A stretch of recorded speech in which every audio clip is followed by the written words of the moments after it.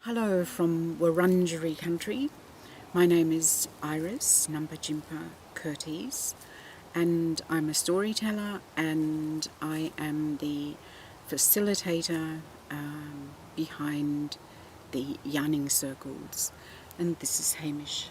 And greetings, I'm Hamish and Hamish Mackay. I'm part of the Heartwood activity that is hosting these yarning circles. I'm the director of Heartwood and help make it happen.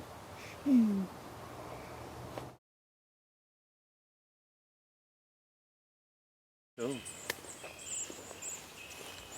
Hi, my name's Jem.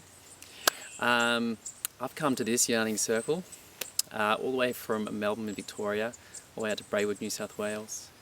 And it's been an incredible journey. For me, I come from a background as a sustainability and climate change educator in the university sector. I'm also a meditation and sort of mindful movement facilitator as well.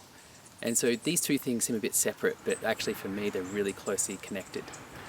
Particularly when I came to this yarning circle, I found it so important that we start really cultivating and building the deep relationships with the land.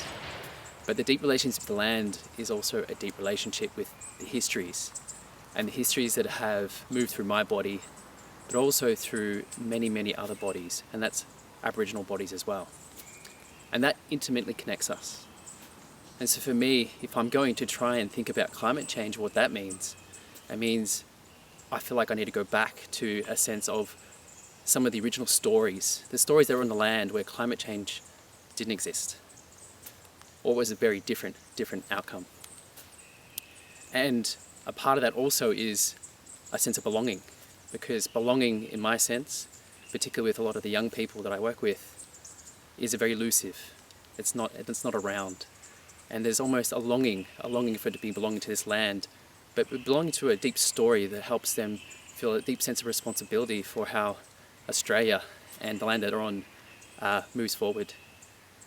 And so for me, coming to these yarning circles, learning about the truth, learning about how it has impacted everyone, particularly a lot of the Aboriginal communities around, is a really, really important way for us to start holding more and sharing more of the stories of the land, holding it together.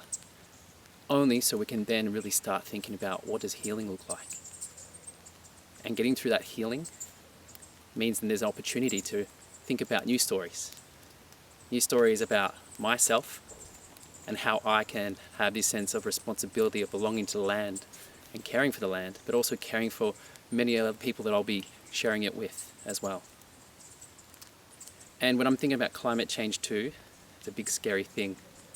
I can't really quite put my finger on it, can't really understand it, but there is deep knowledge there from a lot of the elders who can begin to help us understand what's going on and maybe find a way to be with climate change, not try to fight it or keep separating it, but to see that we're a part of it. We are the climate change as well. And particularly as a new father, I've got a nice little person. I'm really thinking about what's his story of belonging as well, and what's his climate change going to look like for him. So it's really important that he also finds the way to connect with the land, but also to connect with the elders and the stories of this land as well. So then he has the chance to continue to build those new stories in which everyone thrives and everyone can live together in a deep, deep meaning and purpose. So for me, the yarning circles have been such a deep encouragement and push to deepen my relationships, not just with myself, but also with the land, but also with the incredible deep, deep richness that a lot of the Aboriginal communities and people and elders have shared with me, and the generosity and the compassion, which is something that no words can express, considering the histories and what's been experienced and what that means. And so for me, I've been so grateful and so appreciative for the opportunity to be a part of this process, to have myself moved and changed in so many ways, to be stretched, to be pulled, but also to be welcomed right in, and to be seen a part of this land and to be part of its future as well. And so I really, really recommend anyone who's got any inkling of wanting to change the future to come along to one of these yarning circles and just be open to what might come. Because you never know what new stories might emerge.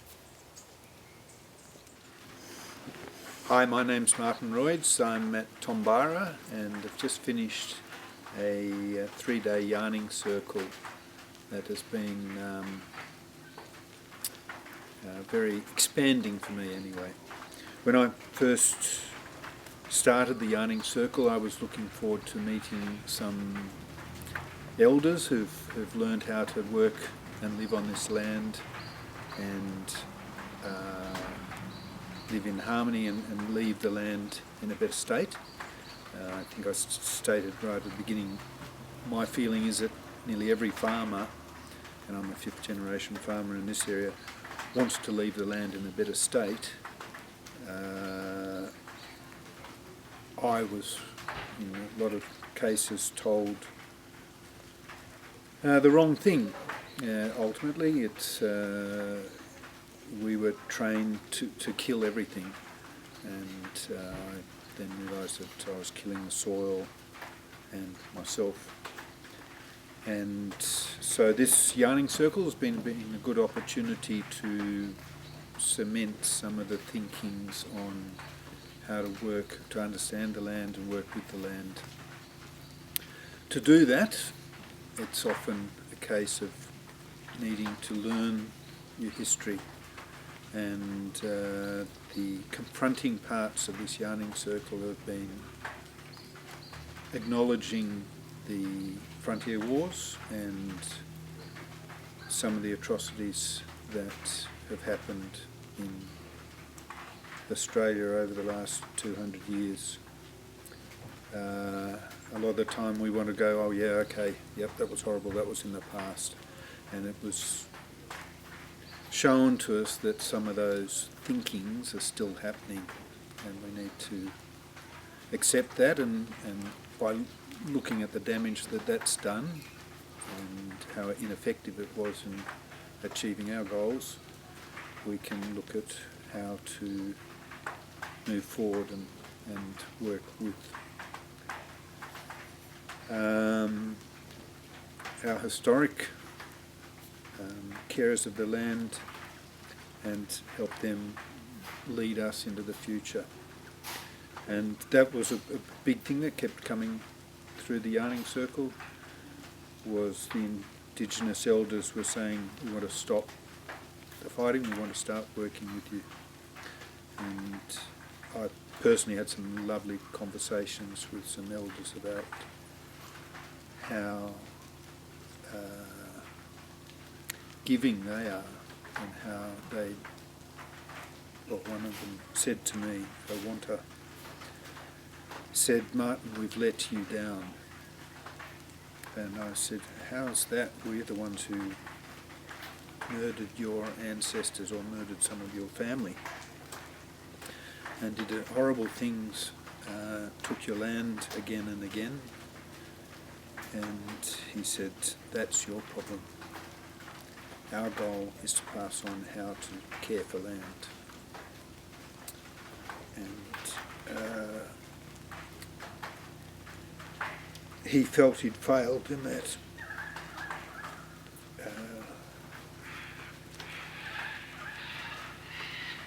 Part of the yarning circles are accepting that we need to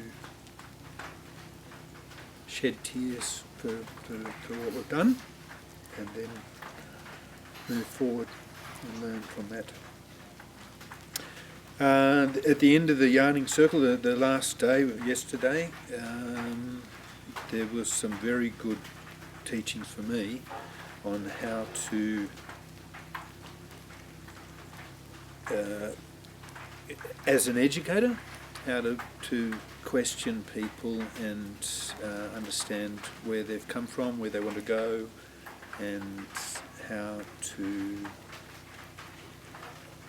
bring people in and question and ask the right questions so that they can move forward positively.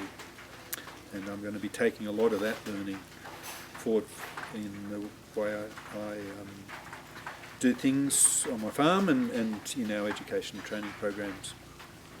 I'm looking forward to using some of the new skills I've learned, and I'm looking forward to going to the next yarning circle in Alice Springs.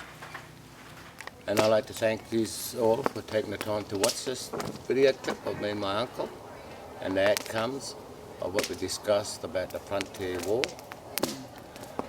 the stolen generation, also the massacre sites and the invasion of this country.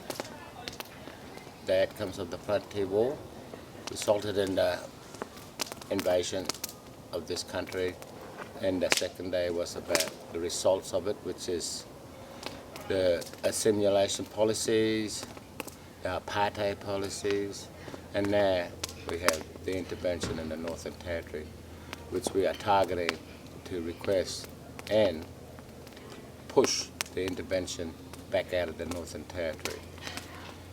And the principles we're going to be using in the next yarning circle, which is during September, and the date and that will be noted in the weeks to come, is to talk about rolling back the intervention in the Northern Territory and taking the first step to disoccupying this country for the tribal man, woman and children in this country. And I would like to say that more the merrier if we can all invite all of you all around Australia to take up your responsibility and come and join us in Alice Springs in September to end the intervention in the Northern Territory and start the process of disoccupying the military occupation of this country and putting an end so that we can all be free man and woman and have a celebration together as a nation 100% instead of what's been happening since time began in Australia, where we was always divided as a nation.